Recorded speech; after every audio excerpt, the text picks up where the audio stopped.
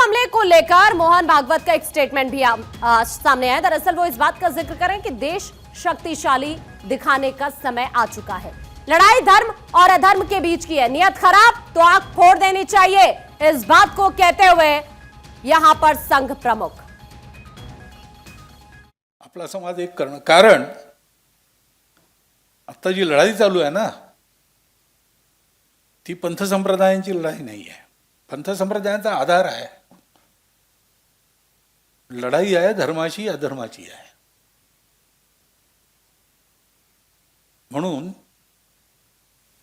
आपल्या जवानांनी कधी किंवा आपल्या इथल्या लोकांनी कधी कुणाचा धर्म विचारून त्याला मारलं नाही, पण काल ज्या कट्टरपंथीयांनी उत्पात केला त्यांनी धर्म विचारून मारलं। हिंदू असं कधीही करणार नाही, पण आपल्या संप्रदायाचा चुकीचा अर्थ लावणारे कट्टरपंथी असं करतील।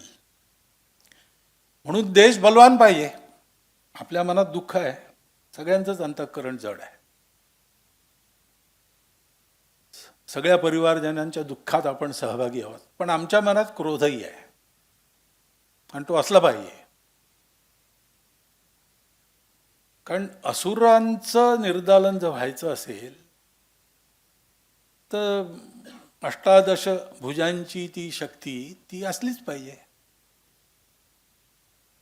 चांगलेपणा दुरुस्त करायचे जे सृष्टीचे मार्ग आहेत त्याच्यात एक मार्ग असा समजावून देण्याचा असतो, म्हणजे अनुभव येतात निर्णय, त्यातून मनुष्य शिकतो, सुधारतो स्वतःला। काही लोक असे असतात थोडे, ते नाहीच सुधरत, कारण जे शरीर मन बुद्धी त्यांनी धारण केली आहे त्याच्यात आता परिवर्तन शक्य नाही। रावण शिवभक्त होता, वेदशास्त्र संपन्न होता, सगळं काही होतं, एक चांगला माणूस बनायला जे त्याच्यापाशी पाहिजे ते सगळं रावणाजवळ होतं, परंतु जे शरीर मन बुद्धी त्यांनी धारण केली किंवा बनली त्याची ती बदलायला तयार नव्हती।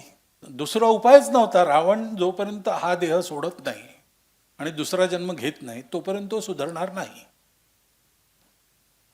त्यामुळे रावण सुधारायला पाहिजे, म्हणून रामाने त्याचा वध केला।